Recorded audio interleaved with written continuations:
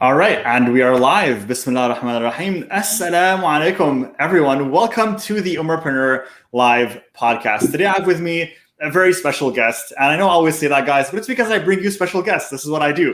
And this is Sister Maylene. And Maylene is a luxury and lifestyle branding expert. She's the founder of Studio Noor Anisa, where she helps Muslims elevate their brands so they can successfully attract their dream customers. I know branding is a really big topic that we're always, questioning. What should we be doing? How do we attract the customers that we want to attract? So I wanted to bring an expert on here today. Couldn't think of anyone else other than Maylene to bring on. So thank you for being here. I'm so excited to dive into this with you. Thank you, Abby. I'm really grateful to be here. So thank you for the invite as well. And assalamu alaikum, everybody. I'm really pleased to be able to share what I know about branding over here today. Inshallah. Thank you so much for being here. So I'm really excited to dive in and get started. And of course, we like to start every episode just by getting a little bit of a background on your story, right? What inspired you to become an entrepreneur to even, start this business in regards to branding? So can you share with us a little bit of your journey that inspired you to become an entrepreneur? Okay. So my journey actually started when I was still in design school, working in Starbucks. I was making these little friendship bracelets and necklaces and trying to sell them to my friends for like $1, 5 Singapore dollars. Obviously that didn't go that well.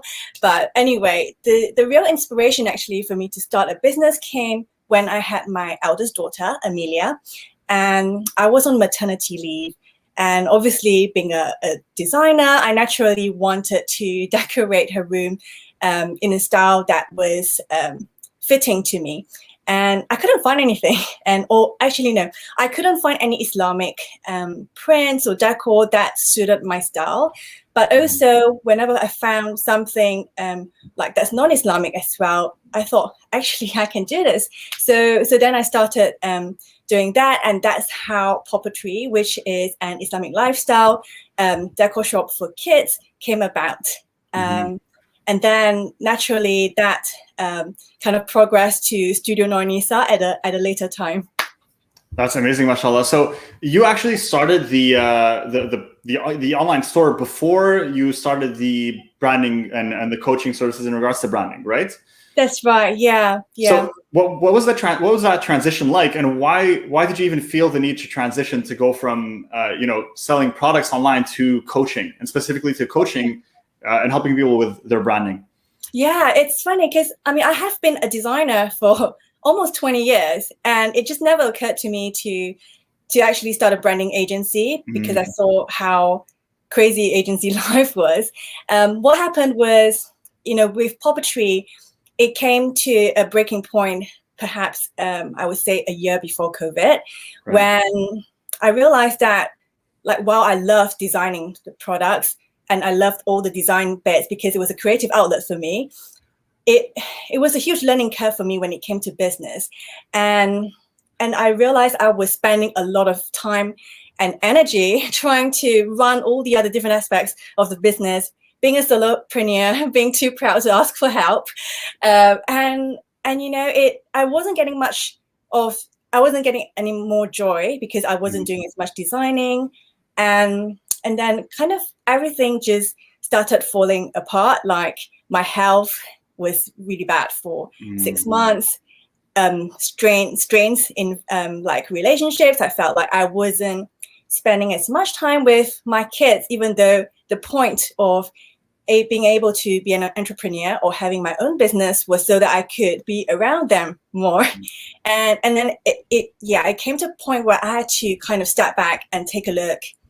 And I spoke to a coach saying, I feel like I'm at this crossroads. And she, having been in the product business and having coached a lot of people, she actually shared that if you wanted this to get to this level, this is how much you need to commit. And it kind of really painted a big picture for me, because I realized actually with my young family then, it wasn't working for me.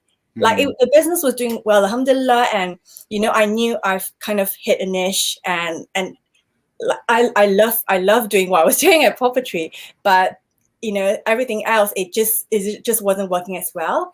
And so then what happened was I was also in Sadaf's Sadaf Ween's intention membership then for Poppetry. And also having spoken to so many businesses, being in Poppetry and also in intentional membership, I started realizing there were a lot of other Muslim businesses out there who had started out, and many of them were struggling with something that I was actually very comfortable and at ease with, which is branding. And, I thought actually maybe this is the path that could go down, because I could help so much more people. Because ultimately my goal is to kind of change the narrative in a way, so that like my kids, future generations, like with Poppetry, that the goal was to be able to inspire young children and young Muslims, so that in the future they are proud of their identity and the kind of the Muslim business or the Muslim landscape, basically the community. Everyone's kind of looking up to Muslims and Muslim businesses, and so I kind of wanted that. And actually, I realized by helping others who have the same goals or similar goals, who helping others who probably want to build or leave that legacy, who want to make more positive impact, by me helping elevate Muslim businesses, that actually magnifies the impact that I could give. So then it started becoming, and that's how it started going into that. I started off being a brand coach with startups, intention membership, and realized actually I love it, and found that I could find a way to make this work, even though it seemed overwhelming 7 years ago. And yes, that's how it kind of slowly transitioned from Poppetry to like pivoting into Studio Noor Anisa. Mm-hmm. That's interesting you mentioned that, because we actually, we focus on that, and we also help Muslims in regards to really creating a business that is more service based, right? That is really working with clients instead of selling a product. And it's interesting that you transitioned to it for a few reasons. One you mentioned is that you wanted to have a bigger impact. You wanted to be able to, serve your Muslim ummah and the people around you at a higher level. And I completely resonate with that. And another is that you mentioned, I want to ask you, do you find that managing a service-based business, so one where you're actually dealing with clients, is a little bit simpler than e-commerce? Is it more straightforward, or at least are the profit margins a little bit better if we talk from a business perspective? Okay, so for me, I felt the first of all, like the profit margin is going to be bigger as a service-based business, and I felt I could give more value as well as a service-based business. And with product-based businesses, what I was struggling with was like things like the packing, the products. I mean, yes, you can build a team, but for me, it wasn't as sustainable. Right. I know there are people who have made it work, but I think you need to be able to scale that up, have a proper team in place to kind of make it work for you.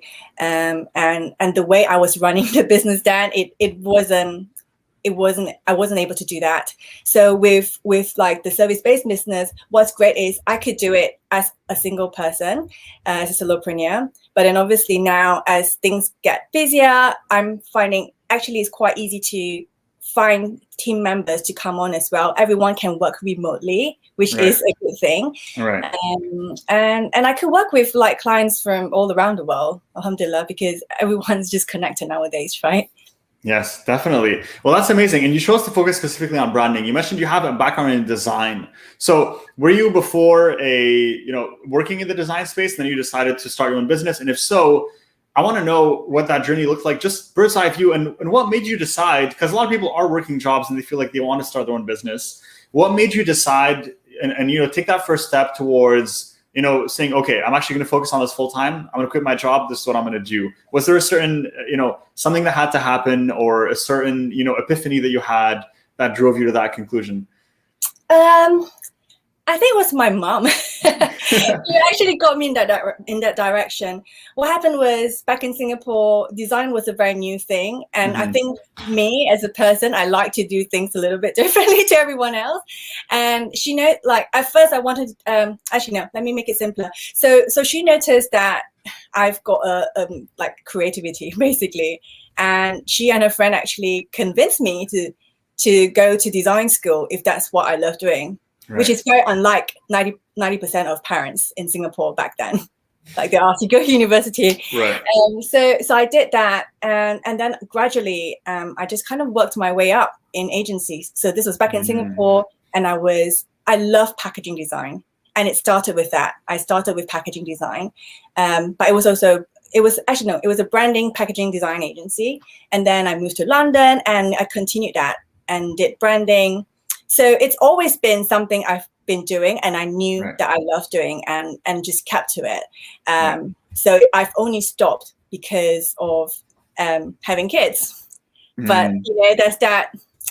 I've always needed a creative outlet. So it was good to have Poppetry. I think it showed me things on a different side. It allowed me to be in the position that many of my clients are in right now, because I've been through that process.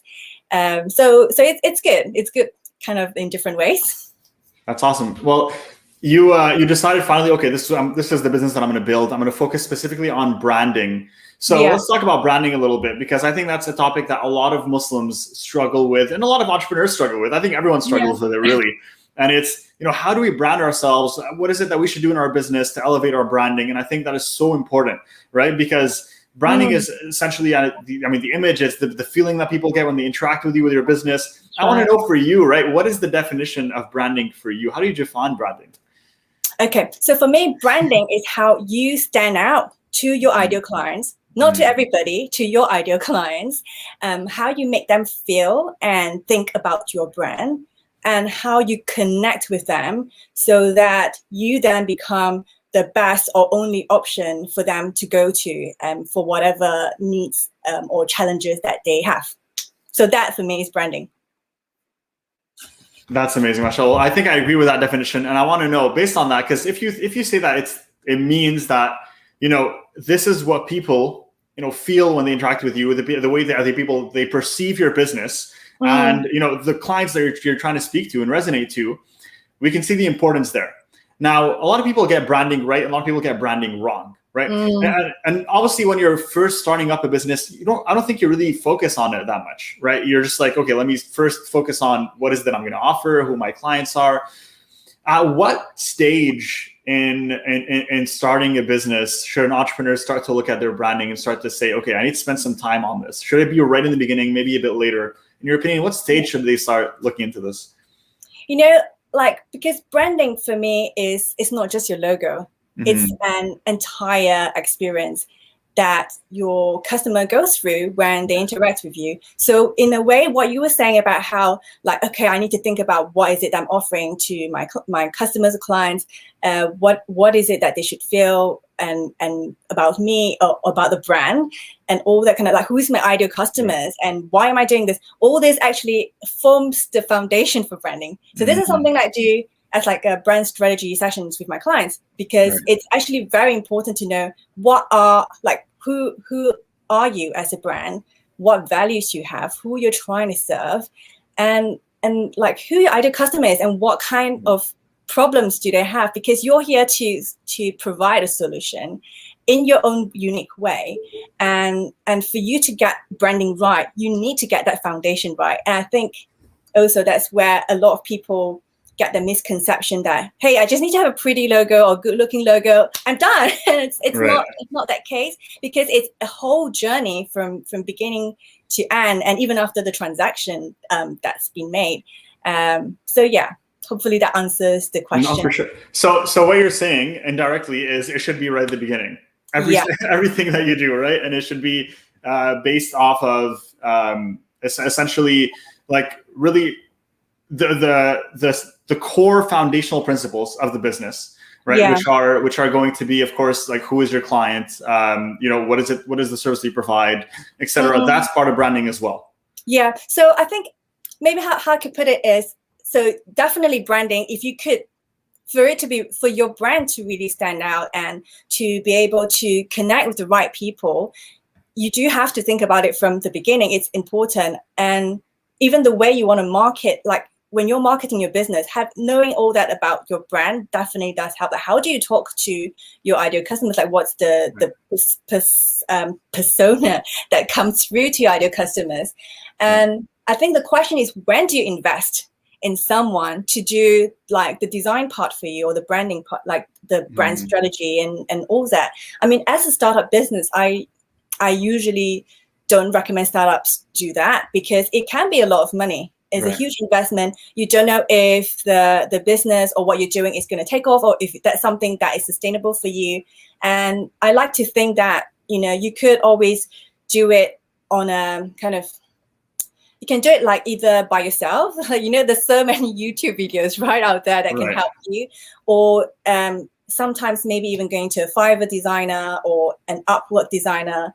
And that said, if you know your brand, your, like what I mentioned about the branding, like your why, your who, that really helps designers. So you can do that, just do it on a low budget. And then when you want to up level, when you've run your business for a year, 2 years, and you really know like what works or what doesn't work for you and your business, then I think that's a good time to then say, all right, I'm going to step up now. And that might be a good time to bring a designer or even a brand strategist. If you're in it for the long run, basically. Right. So makes sense. So actually, I like that distinction that you made, because you're essentially saying that in the beginning, the branding that you put together is really more than just your logo. It's the foundational principles, who's your client, etc. And then when you're ready to take that to the next level from a design perspective, that could be whether that's in a year or two, and you want to scale up. That's when you can start focusing on that, right? Yeah, that's right. Okay. So that's actually interesting, and I want to talk about that a little bit with you, Maylene. And I know I'm getting a lot out of you, but hopefully we're getting a lot of value to the listeners, inshallah. And I know there's a lot of people benefiting. So thank you for sharing some of these gems. Now, my pleasure. Is there some branding tips that you can share with us for entrepreneurs listening to this, right? Maybe things that you see that a lot of people kind of get wrong, right? They don't realize that they're doing wrong, or small changes that they can make in their business that actually have a big impact. Is there anything that you can think of that you can share with us? Okay, so I've got three tips, I think. 3 tips. All right, awesome. First one is to be different. And I don't mean different like being completely different to everyone else in your industry. I mean like be differentiated. So, and sometimes it helps to look at what your competitors are doing, not to copy them, but so okay, so they do it this way. How do you do it? Like, what's different about you? And that's why it's important to be authentic, because like, what is it about you, like, or your brand? Like, what are the quirks? What are the things that you do just differently? And actually bring that out as kind of something to shout about. And so, and that's how you then can stand out to your ideal customers. Because if you look just like every other cookie cutter brand out there, what you're doing is you're advertising the industry. You're not advertising you. And why should someone come to you if they can't see that, hey, you're actually a little bit more indispensable than the other brands? Like, there's something unique about you. So for me, that's the first one. Number 2, branding tip, I think what we kind of touched on earlier is when you're doing branding, one of the easiest things you can start with right now is to think, okay, what are the top 3 emotions that I want my ideal customers to feel when they interact with my brand? Write that down. And this can actually lead to how your brand might look visually, or how your tone of voice when you're talking might be. Like, like if you're like meant to be a cool brand, it'd be like, hey dude, or I don't know, what is it, right? Like, there's a different how you communicate with your clients, essentially. Exactly. Right, that all forms part of branding, and obviously that has been in line with the graphics and everything as well. And the second thing to think about is, what are the top 3 adjectives that you want your ideal customers or clients to think of when they think about you? Like, is it classic, elegant, quirky, fun? Have that down. So that's tip number 2. And tip number 3 is, oh gosh, you know what? I forgot what I was going to say for tip number 3. Oh, sorry. Yeah, the third one is be relevant. Okay. So this is important. You, like, even if you have branded, it's important to every 2 or 3 years relook at your brand, relook at your why and who you're serving and how you're serving them, because things can change. And I think, we can all see that, like, when we had a pandemic, everybody's shopping habits change. Everyone went online, and there's different perceptions or different mindsets to the way that they might approach things, and they might is your business still relevant to them? So that's quite important. That's the third one. Got it. So let's sum it up again. So we got the first one was the emotions, the 3 emotions? The first one was to be different. To be different. Differentiated. Sorry, differentiated. Okay, so be unique, be differentiated, and you mentioned things about even in the way that you communicate as well, right? So taking that. Okay, and number 2 is you mentioned what are the 3 adjectives or emotions that so is it adjectives or emotions, or can it be both? Yeah, so do both. What's the top 3 emotions and top 3 adjectives, and that might give you a better kind of visual picture of what your brand could look and feel like. Awesome. And what was the third? Let's just to recap. Be relevant. Be relevant. So always review your brand and make sure that you're relevant with the market, the times, the customers that you're serving, and even who you are as a person or as a brand, because brands grow and change, and you need to have that reflect in your branding as well. Can you give us an example of a business that does being relevant poorly, just so people know what not to do, right? Or maybe a business that you feel like you noticed and they weren't doing that, they weren't really fulfilling that area of branding very well, just so people know, okay, this is an example of what not to do. They can kind of look out for that. Okay, so you mean think the relevance bit? Yes, the relevant one, the relevant base. I want to give people an example on that. Give them a little bit of a extra value there. I can't think of anyone right now, because I think there are a lot who might be irrelevant. Can you give us an example of what that would look like? It's just imaginary scenario. Okay. So actually, can I give you an example which is relevant and use that as an example? Awesome. Yeah? Let's do that.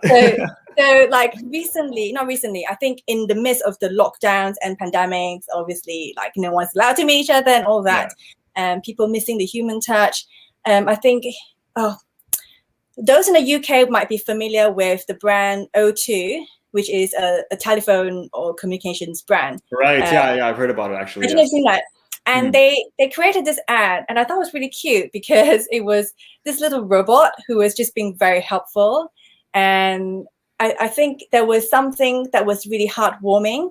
There was something really heartwarming about the ad and how he was helping, but then kind of social distancing at the same time, and how it was kind of bringing joy to people.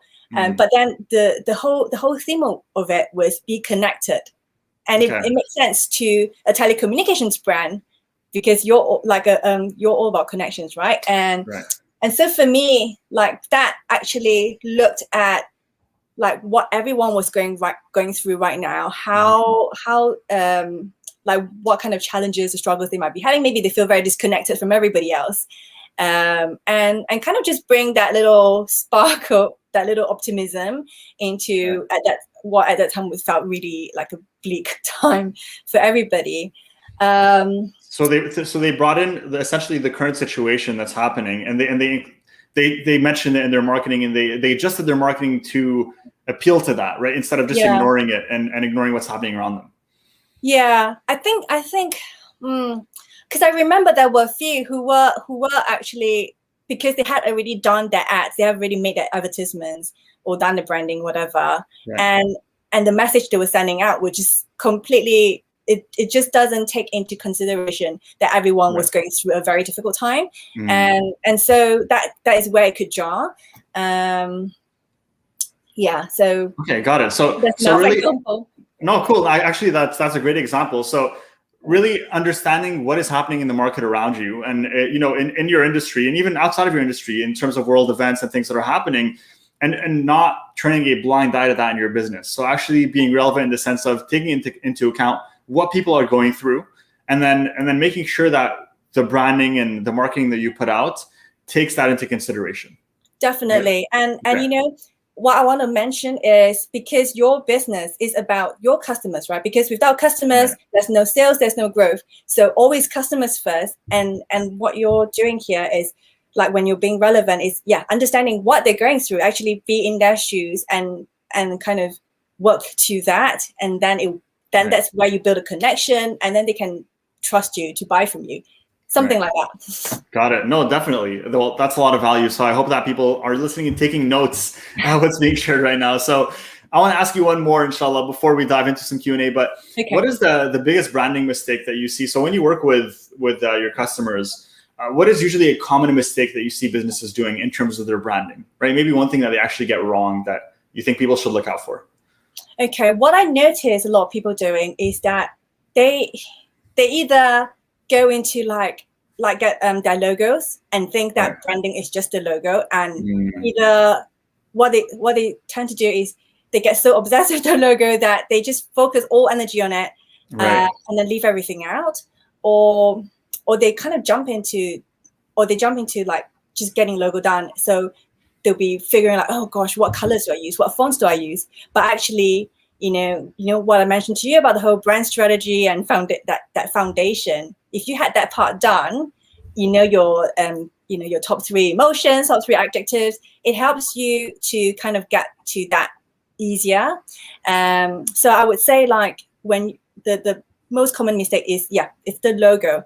Like I like to use this example where I say like you know the hadith where it says tie your camel and trust in Allah. Right. Yes.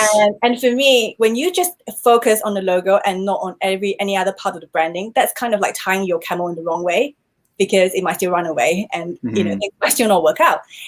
So like I said, the branding is the whole experience. It's everything, that whole customer journey, from your logo to the product to your Instagram feed, your website, packaging. Anything, even the way like you're just talking, advertisements, that kind of thing. It's the whole brand experience that needs to be kind of consistent. And I think that's another problem, is people tend, because they're so focused on the logo, they're not consistent in other parts of the business, and that confuses the ideal customer, because they don't know what you're about, what matters to you, what values you have, because it feels like this here, it feels like that somewhere else, and then how are they supposed to trust you, right? Or if you don't look like you're giving off a very kind of clear and compelling message in your brand. Right. And I think I recognize what you're saying, and I can see that as well. So being very, very consistent and cohesive with what you're communicating to your clients and your purpose and what it is that you help people achieve. Because a lot of people do actually zigzag a lot, right? And one day they want to focus on one thing, the next day they want to focus on the next.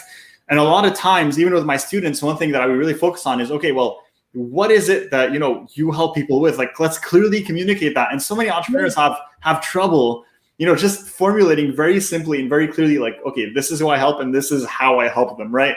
And it's almost like this is 90% of our work, and then the 10% is the actual, the design and the brand and the building of the business, because that is so core, it's so key to everything that you do. So it's interesting because this lesson, I came on here as well. I'm going to admit it. I came on this podcast and I was expecting, okay, I'm going to hear like some awesome branding secrets and some awesome tips. And you're sitting here and you're telling me, Abby, listen, focus on who it is, get clear on who it is that you're serving, right? What kind of, message do you want them to receive from your business? How do you want to communicate? How do you want to be perceived? What is the objectives that you want them to feel, or the emotions you want them to feel when they resonate with you? So it's really bringing things back to the foundation. Branding is essentially part of the core of the business, right? It really is. And it's honestly almost part of the business plan, and it should be. So let me ask you, I'm going to drop one more question, inshallah, and then we're going to dive into some Q&A. But I want to ask you, because for myself, I see a lot of people doing branding right and doing branding wrong. And they might go at first and they might say, okay, I'm just starting off, so I don't really need to have these high quality content, or I don't need to have, a high quality or a great design. Do you think it's important from the beginning to set that stage so you can have a cohesive, brand, essentially, where, people know what to expect? Even if you're small, you at least appear large and you appear professional. Do you think that's important from the beginning to start, or do you think, you can do this later, it's okay? For me, I do think so, or at least have some kind of consideration, or try doing it. It doesn't have to be perfect. And I would say, like, progress over perfection, as I'm sure a lot of people know that. Right. Because while it is important to have kind of the right visual language, the right message put across to your ideal customers, what you don't want to do as well is get so stuck in that process that you're not starting your business at all and not moving anywhere. So like for me, the whole branding, design, everything, it's always going to be a work in progress. Like you're always tweaking and tweaking and tweaking. And as you speak to more clients, as you serve more customers, you're going to get kind of like penny drops where, hey, actually, this is the kind of person I want to serve, or this is the kind of person I don't really want to work with, or actually this ideal customer that I thought was like this and this actually also has this and this, or something like that.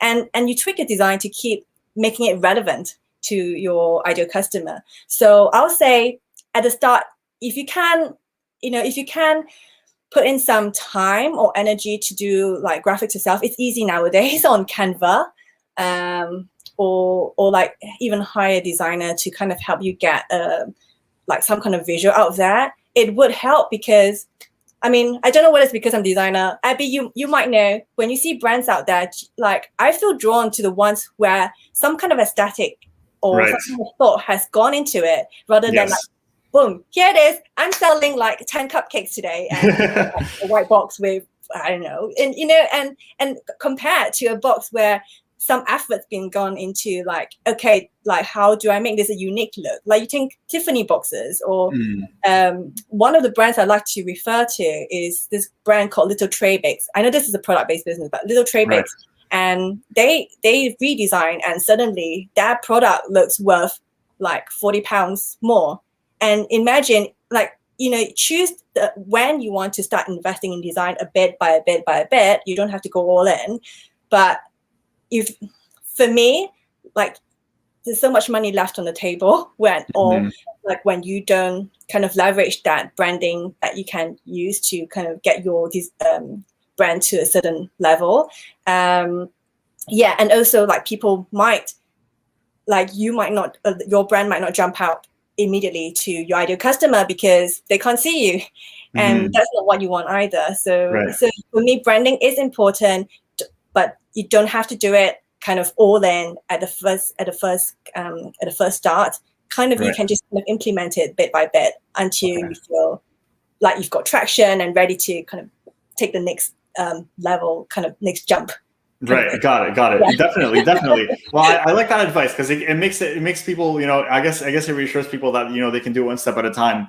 One thing that I want to ask you, and I know I keep saying one more question, but I have so many for you that are in store, inshallah. And we're giving a few minutes to be able to drop some questions. But one more thing that I got for you, Maylene, and I really appreciate you just answering all of these, is in regards to branding, what was it that I wanted to ask? Oh my God, I had to, sorry.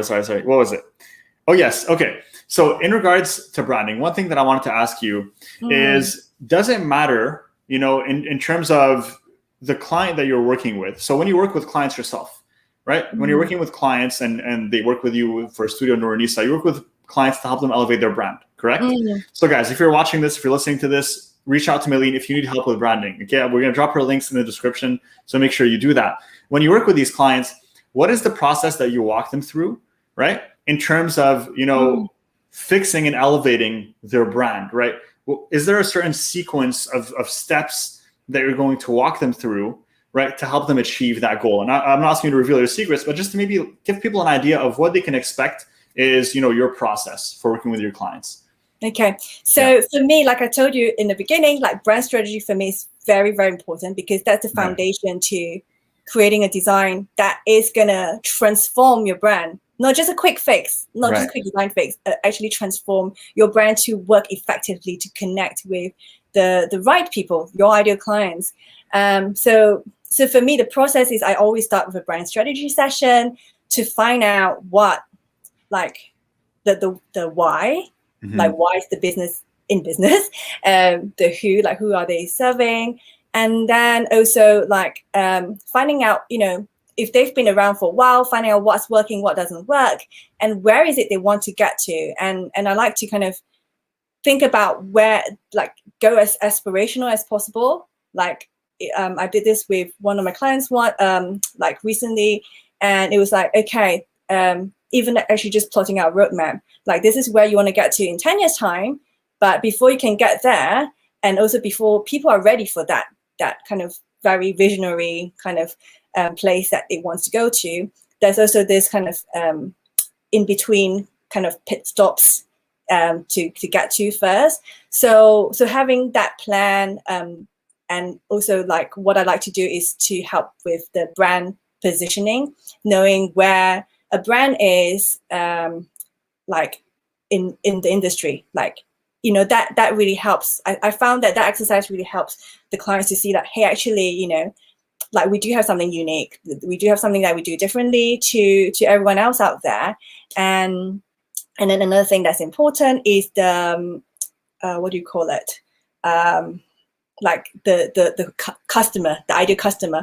And then from there, the other processes would be mood boards. For me, mood boards are such a big thing because they help you to have a visual idea, like how you look and feel, and whether that aligns with you, but also thinking about your ideal customer, whether that aligns with them, because you want to build that connection and with your ideal clients, to get them to know, like, and trust you. And then from the mood board, that's where I start doing the design work, whether that's a logo or packaging or Instagram templates. So it always, like, the way I work with clients is always in these 3 phases: the strategy, then the mood boards, then the actual design phase. Right. Okay. So I love that, actually, because again, you start from the foundation and then you work your way up. Right. So that makes a lot of sense. So thank you for answering all of that, Maylene. We got one more question, and this is the last one, I promise. This one is one that we actually ask every guest. It's not related to branding. And this one we ask every single guest on the Ummahpreneur Live podcast. And it's, if you could meet Maylene from, X number of years ago, when you first started, when you were just getting started in building your business, right? Just starting on this journey of entrepreneurship, and you could tell her one thing that she could hold on to on her journey, what would that one thing be? So is that for your viewers, your members? That's for you. Oh, that's sorry. Can you repeat that question again? Okay, yes, no problem. Sorry, I was like, I got a bit confused. It's a tough question, but we ask every single guest, so we want to hear your answer. Okay, bring it on.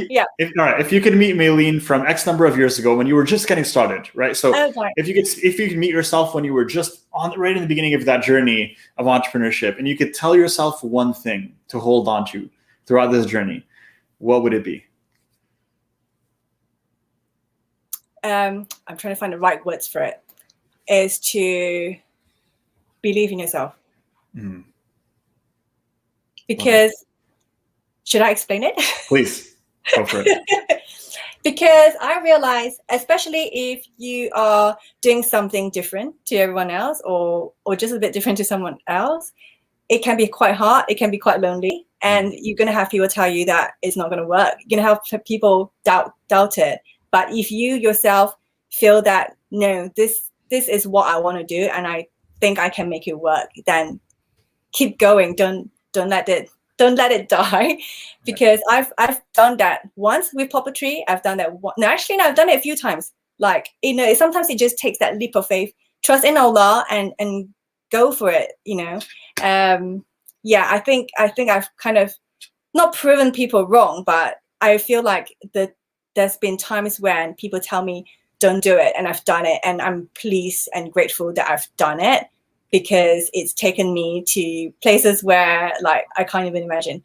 That is what I like to leave with your members and viewers. I love that. Well, thank you so much for sharing. I always love asking that question to every guest because it gives a unique answer, and something that, you know, maybe someone that's just starting off and they're listening to this podcast, they can hold on to, and it's always good to share. Alhamdulillah. So thank you for that.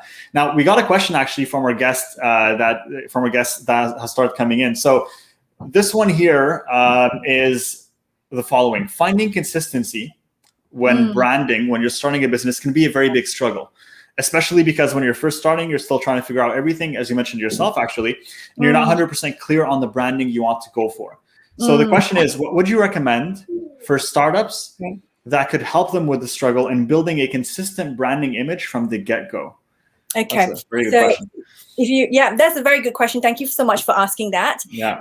So if you remember, I mentioned the mood board. For me, that is kind of like your like your guide in a way as to everything you do. So why I do mood boards? And it's because, okay, actually, no, let me break it down. Yeah, like sure. how I come up with mood boards is by knowing the whys and the who's and how, and actually really looking into that.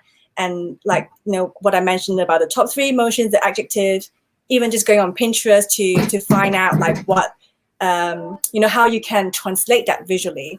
Actually, if you see me on Instagram, I have something on there that's about mood boards, I think. So you can try to have a look at that to help. But yeah, so from building that board, like I would have fonts and colors on there. I would have textures, even like a space. Think about this, like if you have like your business, what would it look like if it was a space? I think that might be quite helpful. Is okay, let's say you are a skincare product. What is your, like if you had a spa, what is that going to look like? If you had, let's say you are servicing someone, like you might be a therapist, for example. Like what would that kind of therapist kind of space look like, or what would a home office look like? Because I find that when you think about a space, it's easier to kind of pick out like elements, the look and feel, the vibe, and the tone of voice, and translate that again to like the designs through your brand. I know it's easier said than done. Like for me, obviously, it comes a bit more second nature, but having a visual board and always referring it to it whenever you're doing anything related to your branding, whether that's a logo or what do you call that? Like a website, Instagram, that would usually help in guiding you. And if you get it wrong the first time, that's okay. Just keep working at it until you get it right. It might just keep changing. I love that. Well, I like what you shared, which is actually, to visualize a physical space and think of what would go in there. I think that's a really cool strategy that I've never heard of before. So thank you for sharing. There's another question actually, and I love this question because it's one that my students ask a lot. And this one is, I'm a service provider and a coach, right? And I'm conflicted between, branding myself as a personal brand or branding myself as a business. Which direction should I go for? I've got that a few times as well. And I would say one of the questions is what would work for you as a service provider, and also thinking about where do you want to get to in like 3 years time, 10 years time? Like what is success to you? Are you going to be, I don't know what service that is specifically, but if like say 10 years time, like do you want to have a team of people working for you and kind of using your methods or using your like work? Actually, let me put this in perspective. I worked with a therapist, and she was also conflicted about whether she should do more like a personal branding or actually about or having something that was more like, okay, this just show up as an organization. But then we kind of figured out actually, even though she's going to have more people in her team, they are going to be using her way, her style. And so it kind of made more sense to actually make sure that the brand persona is more aligned with who she is and obviously with who her ideal clients are.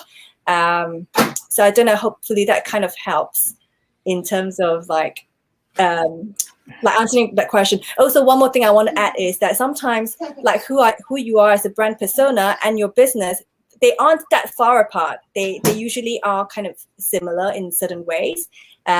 So you'll find that when you're kind of coming down to like how should I brand, it might just look quite similar. Right. Okay. So what you're saying is, if I understand correctly, and just to kind of sum it up, so you're saying think of long-term goals, right? How do you want to position your brand in the long term? Would you say that there's an advantage, and this is what I'm asking here, would you say that there's an advantage to actually displaying, some form of, personal touch to the brand, right? Some form, showing up and maybe sharing sometimes, your personal experiences, you as the founder, why it is that you created this business, what it means to you, etc. Do you think that regardless of that, should this be shared at all, or only if it's a personal brand? Okay, sorry, Abby. No worries. Bring her in. Let's say hello. Just say hi. Hello. Mashallah. So Abby, can you give me 1 second? Just Take one your second. time. Take your time.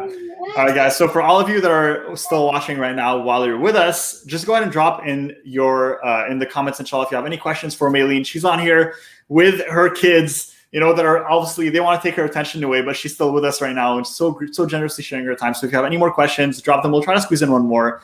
But yeah, Maylene, sorry. So no. Yeah, sorry, can you repeat your question again, Abby? I'm so sorry. Of course, definitely. So it was just, would you say that there was a benefit in showing up for yourself or as yourself within your brand? Because a lot of people, you know, they have that conflict, like organization or personal brand.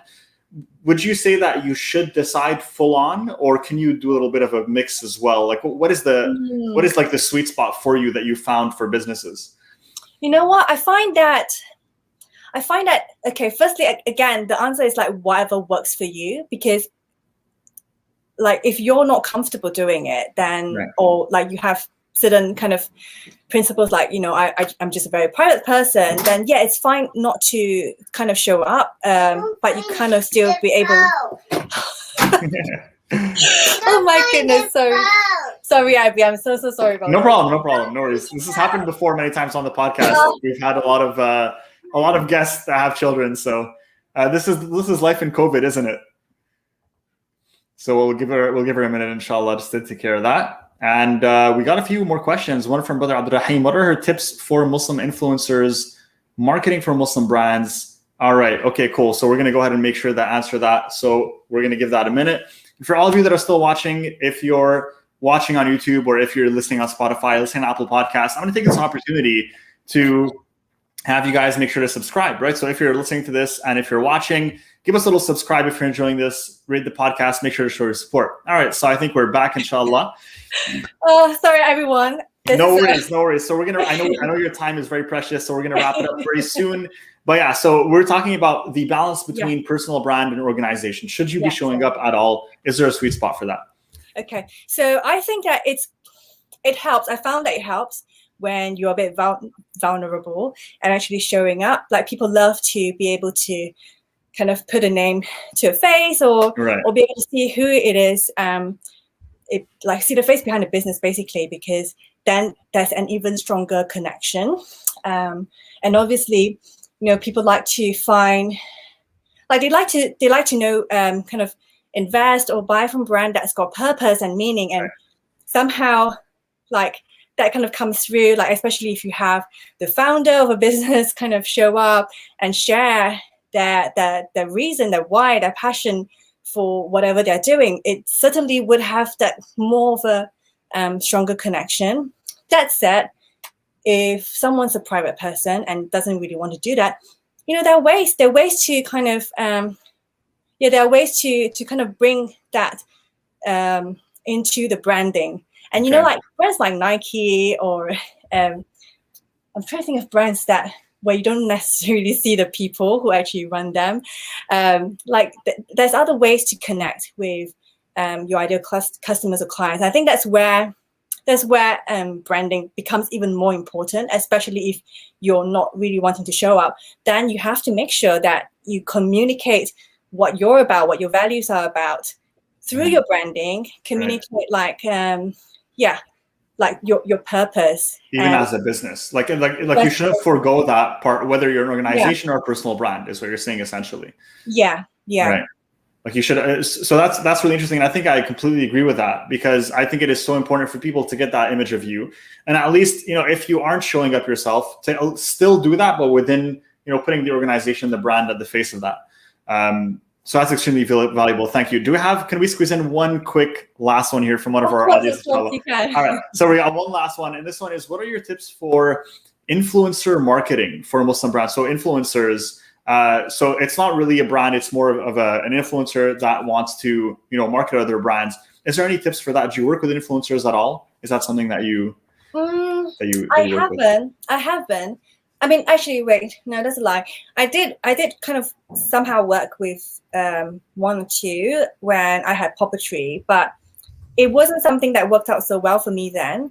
I would say when it, you know, I think now might be a good time to do in like the whole influencer marketing And I know there are kind of companies out there who are very good at helping you with, getting the right influencers for you. But again, the way you look at how you're aligned with your ideal customers, I would say kind of consider that when you're looking for the influencers that you're going to be working with, because obviously they become sort of an ambassador for your brand, and you want that all to be aligned. So, if don't choose someone just because they're famous or has, I don't know, 100 million followers or whatever that is. It needs to be someone who actually shares the same values and passion and actually really enjoys using your product, or actually can vouch for your services or whatever that is. Because when someone isn't I think when you think about influencers, if they're just doing something for the sake of doing it or for the money, then it's not coming across as authentic. Then that's not money well spent for you as a business, I think. So everything needs to kind of align and be authentic and genuine, I feel.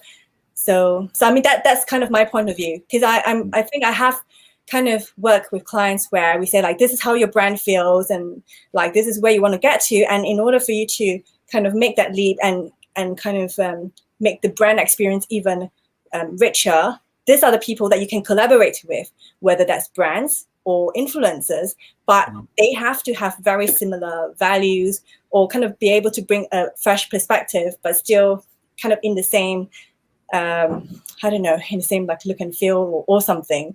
It has to align. Is what I'm trying to say. And I completely agree with that, right? Because a lot of people think, okay, you know what, I can just go, and I see that done a lot, and it's a big mistake where people are like, oh, this person has 20,000 followers, 30,000 followers.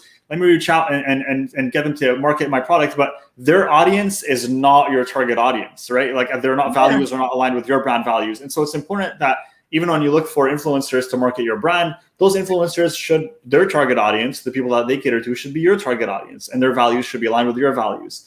And that's really to just make sure everything's always cohesive in terms of your branding, in terms of the customers that you're reaching out to. So, Maylene, thank you so much. Honestly, we brought you on here. We took you away from your kids, right? They came in here. They were barging in. They were like, give us our mom back. And I'm sitting here like, hold on, one more question, guys. So really, I really appreciate it. Thank you so much for being here. Jazakallah khair for joining me.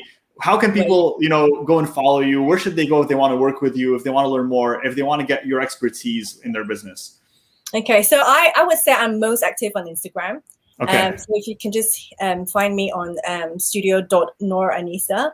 That's where I try to go on a live every Tuesday, whether that's to dish out kind of juicy branding tips or bring on other brands for my Brilliant Creative Life series right now. Okay. Or my posts, sometimes I do kind of offer some content. If you kind of you can follow me there. And if you want to work with me, there's actually a link in my bio on Instagram, but otherwise you can go to www.nooranisa.com. And just book a chat in with me and we can talk. It's we can see how I can help you. And All right, perfect. So we got it there. We'll make sure to drop these links in the description everywhere, whether it's on YouTube or Spotify or Apple Podcasts, so they can go and connect with you, inshallah. I know you've dropped so many gems, so I hope this was beneficial to all of you listening in. I hope you took a lot of notes. And thank you so much, Maylene, for joining us today, really for sharing your time so generously with us and all these gems. And guys, if you're listening, make sure to subscribe, rate the podcast, and show us some love, show us your support, inshallah. Maylene, thank you so much. It was an honor. Thank you very much. Thank you. Take care. Assalamu alaikum, guys. Walaikum salam, everyone. Thank you very much.